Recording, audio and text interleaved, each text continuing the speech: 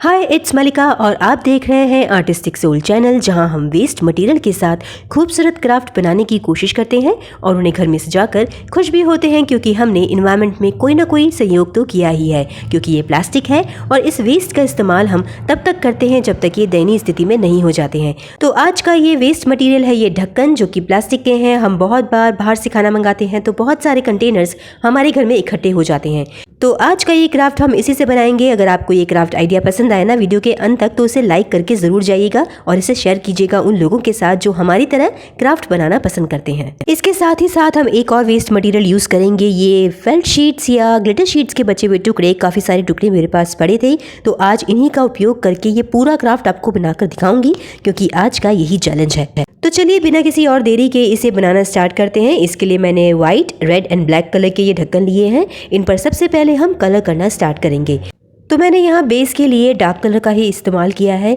मैं यहाँ पर एक्रेलिक कलर का इस्तेमाल कर रही हूँ और इसके लिए मैंने यहाँ पर ब्लैक एंड ब्लू कलर के दो डार्क कलर चूज़ किए हैं, जो कि इन हम ढक्कनों पर करने वाले हैं। यहाँ पर प्लास्टिक की सरफेस है तो कम से कम 2 से 3 बार तो हमें इसे करना ही होगा, क्योंकि आप जैसा कि जानते ही हैं कि एक्रेलिक कलर को करते वक्त उसमें अगर आपको फिनिशिंग चाहिए तो उसकी 2 से 3 लेयरिंग करना ज़रूरी हो जाता है, खासकर तब जबकि सरफेस बहुत स्मूथ हो और थोड़ा सा चिकना हो। तो मैंने यहाँ पर ये डार्क ब्लू कलर और ब्लैक कलर लिए थे और इन ढक्कनों पर अच्छे से कर इन्हें एक बार सुखाया और दूसरी और तीसरी लेयर करके इन्हें अच्छे से और 10 मिनट के लिए सूखने दिया।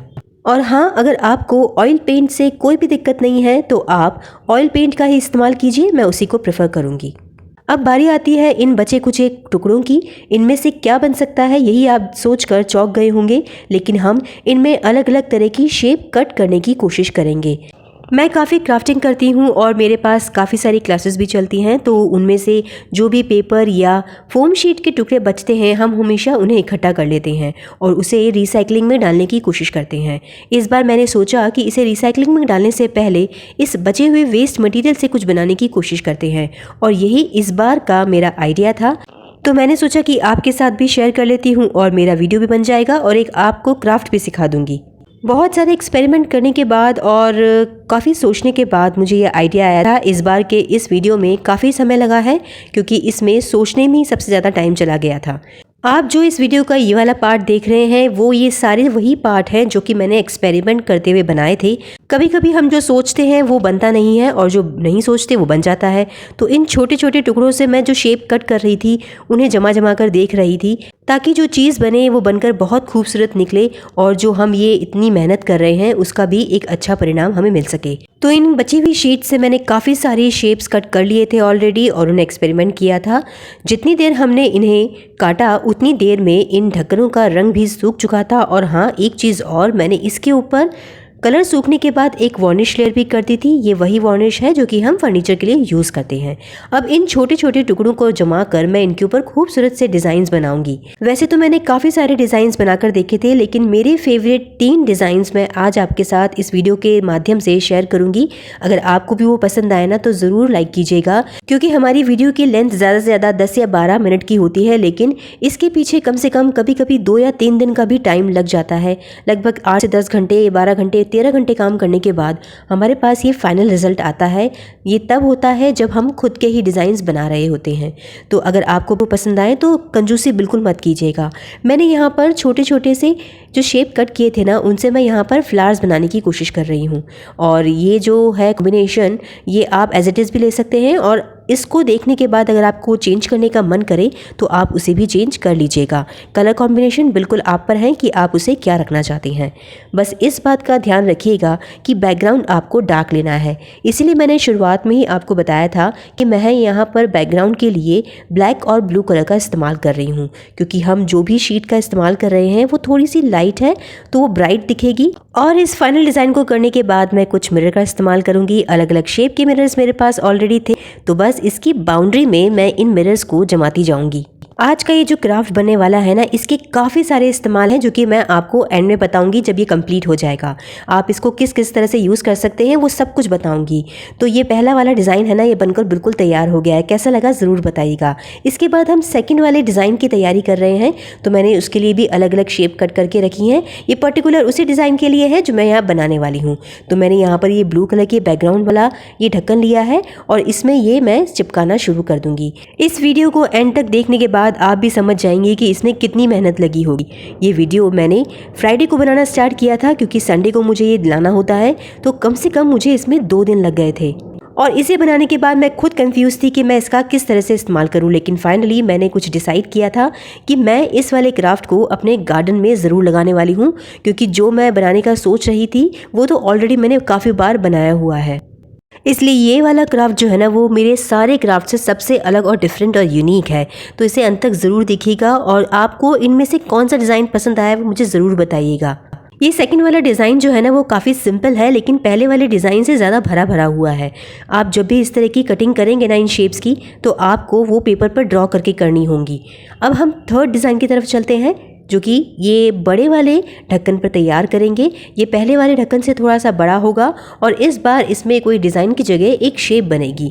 तो चलिए इसे स्टार्ट करते हैं। और मैंने इसके लिए भी अलग अलग तरीके की शेप कट कर ली थी, लेकिन जो शेप जो आपको बतानी है, जिस पे आपको ध्यान देना है, वो ये वाली शेप है। अगर आप इसे देख लेंगे ना तो आपका टाइम बचेगा। आपको इस तरह के सर्कल कट करने हैं, एक के ऊपर एक चिपकाने के बाद इस तरह से इसकी कटिंग कर लेनी है।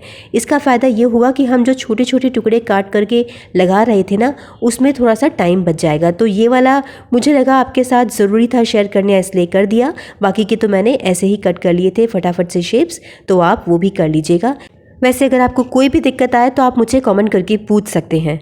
इसका सबसे आसान ट्रिक तो यही है कि जिस भी साइज़ का ढक्कन आप इस्तेमाल कर रहे हैं, सबसे पहले उसे पेपर पर रखकर उसका साइज़ ड्रॉ कर लीजिए। उसके बाद उसके अंदर डिज़ाइन ड्रॉ कीजिए पेंसिल से, और उन्हीं डिज़ाइन से आप जो शेप्स है ना शीट्स की, वो कट कर सकते हैं। अब मेरे पास तो वेस्ट था, इसलिए मैंने वेस्ट शीट का इस्तेमाल किया।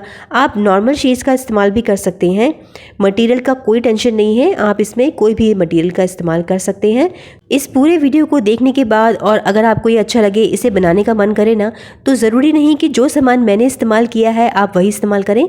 आप कोई और मटेरियल भी यूज़ कर सकते हैं। जैसे कि मैं आपको यहाँ पे बहुत सारे ऑप्शन देती हूँ हर बार, कि जैसे कि मेरे पास यहाँ पर ये ढक्कन थे तो मैंने इनका इस्तेमाल कर लिया। आपके पास ये ना हो तो आप कार्डबोर्ड का इस्तेमाल कर लीजिए, या किसी भी प्लास्टिक MDF बोर्ड का इस्तेमाल कर लीजिए। कुछ सन बोर्ड भी आते हैं, आप उनका इस्तेमाल कर सकते हैं। प्लाई का इस्तेमाल कर सकते हैं। इनफैक्ट आप क्ले लेके उसे बेल कर उसे गोल शेप देकर भी उस पर भी इस तरह के डिज़ाइंस बना सकते हैं। तो बेस के लिए इतने सारे ऑप्शन मैंने आपको दे दिए हैं। और अगर हम बात करें मेन मटेरियल यानी ग्लिटर शीट की, तो अगर आपके पास ये नहीं है तो आप कोई भी ऐसी शीट का इस्तेमाल करें जो कि वाटरप्रूफ हो, या आप क्ले का भी इस्तेमाल कर सकते हैं। उनकी छोटी छोटी शेप्स बनाइए, उन्हें यहाँ पेस्ट कीजिए और उन पर कलर कर दीजिए। और हाँ, एक चीज़ और, आप डायरेक्ट कलर करके भी इन्हें बना सकते हैं। मैंने तो इनफैक्ट इन्हें टूटी हुई चूड़ियों से भी बनाकर देखा था, लेकिन मेरे पास वो ज़्यादा क्वांटिटी में नहीं थी तो मैंने उन्हें नहीं बनाया। तो लीजिए, ये थर्ड डिज़ाइन भी बनकर तैयार है और ये तीनों डिज़ाइन बन गए हैं। इन तीनों में से आपको कौन सा अच्छा लग रहा है मुझे ज़रूर बताइएगा, क्योंकि मैं तो अभी तक भी कंफ्यूज हूँ कि मेरा इनमें से फेवरेट कौन सा है, क्योंकि मुझे तो ये तीनों ही बहुत खूबसूरत लग रहे हैं। ऐसे मैंने एक्स्ट्रा पीसेस तैयार कर लिए थे क्योंकि मुझे इन्हें गार्डन में लगाना था। तो इन सभी पीसेस को मैंने इस तरह से तैयार कर लिया। अब इन्हें बनाना कैसे है वो मैं आपको बताती हूँ। अलग अलग तरह के कॉम्बिनेशन बता रही हूँ, आपको जो भी पसंद आए ना, आप वैसा का वैसा बनाकर तैयार कर लीजिएगा। और सारे पसंद आए तो आप सारे भी बना सकते हैं। तो जो पहला कॉम्बिनेशन है वो ये है कि मैंने एक डोरी ली थी और ये टेसल्स मैंने तैयार कर ली थी। ये ऑलरेडी मैंने आपको बनाकर दिखाई हुई है, तो इस वीडियो में मैंने उसे शामिल नहीं किया है। आप उसे देखना चाहें तो आप उसे पीछे जाकर मेरे चैनल में काफ़ी सारे वीडियोस हैं, उनमें देख सकते हैं। तो पहले तो मैंने ये वाला कॉम्बिनेशन तैयार किया था। डिज़ाइन नंबर 1 और 3 को इस तरह से लगा दिया था, तो ये खूबसूरत सा वॉल हैंगिंग बन गया है। आप इस कॉम्बिनेशन में इसे लगा सकते हैं अपने मेन डोर पर। और जो मैंने दूसरा डिज़ाइन तैयार किया था वो ये था कि मैंने सेकंड वाले इन रील्स को लेकर इन्हें यहाँ पर रख दिया था और इसके साथ ये थर्ड नंबर के डिज़ाइन को यहाँ डाल दिया था। तो इसका कॉम्बिनेशन भी बहुत खूबसूरत लग रहा था। सॉरी कि मैं इसे पूरी तरह से अच्छे से दिखा नहीं पा रही हूँ, क्योंकि ये इतना लंबा था ना कि मेरे कैमरे में नहीं आ रहा था।